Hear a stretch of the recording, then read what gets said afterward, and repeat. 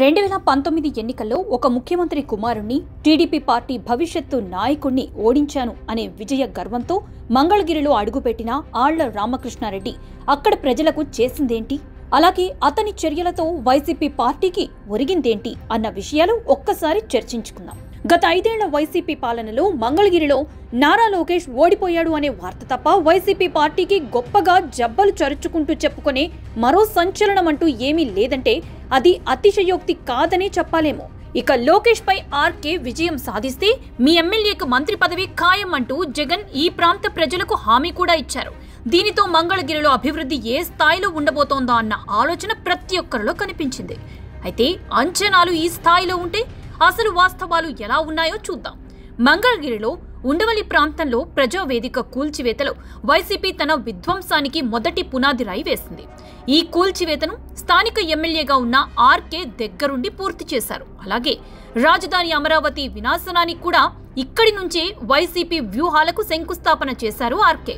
పేదల ఇళ్లకు ప్రభుత్వ పట్టాలు ఇస్తాను అంటూ ఎన్నికలప్పుడు హామీలిచ్చిన ఆర్కే అధికారంలోకి రాగానే అదే పేదల ఇళ్లను బలవంతంగా బెదిరించి భయపెట్టి అత్యంత కర్కోటకంగా ఖాళీ చేపించి వారి కన్నీటి ఉసురుకి కారణమయ్యారు. అలాగే రాజధాని అమరావతిని సమాధి చేయడానికి జగన్ కు తన వంతు సహకారం అందించారు ఆళ్ల.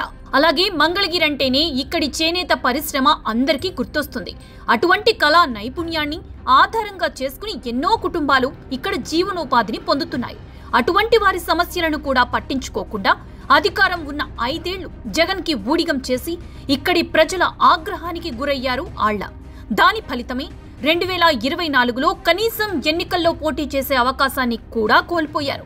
అయితే గత 5 ఏళ్ల ఆర్కే వినాశనం, వైసీపీ విధ్వంసం కళ్ల చూసిన స్థానిక ప్రజలు 2024లో 90,000కు పైగా మెజారిటీతో లోకేష్ కి పట్టం కట్టారు. అయితే నాటి నుంచి నేటి వరకు 10 నెలల వ్యవధిలో తనకు ఇంతటి మెజారిటీ వచ్చిన ప్రజల కోసం, వారి అభివృద్ధి కోసం లోకేష్ ఏం చేశాడో ఇప్పుడు తెలుసుకుందాం.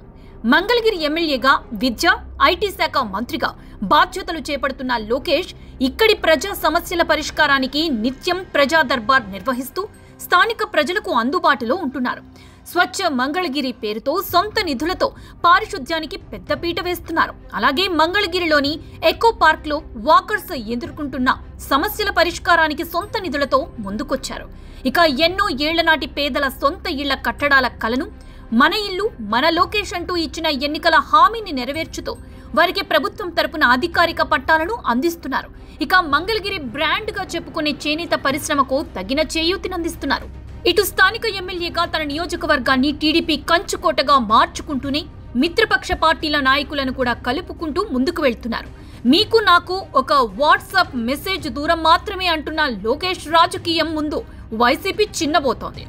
మంగళగిరి అభివృద్ధి పట్ల లోకేష్ దూకుడు చూసినా, ఇక్కడ ప్రజా సమస్యల పరిష్కారానికి ఆయన నిబద్ధత గమనించినా ఇక మంగళగిరిపై వైసీపీ పూర్తిగా ఆశలు వదులుకోవాల్సిందే అనిపిస్తుంది.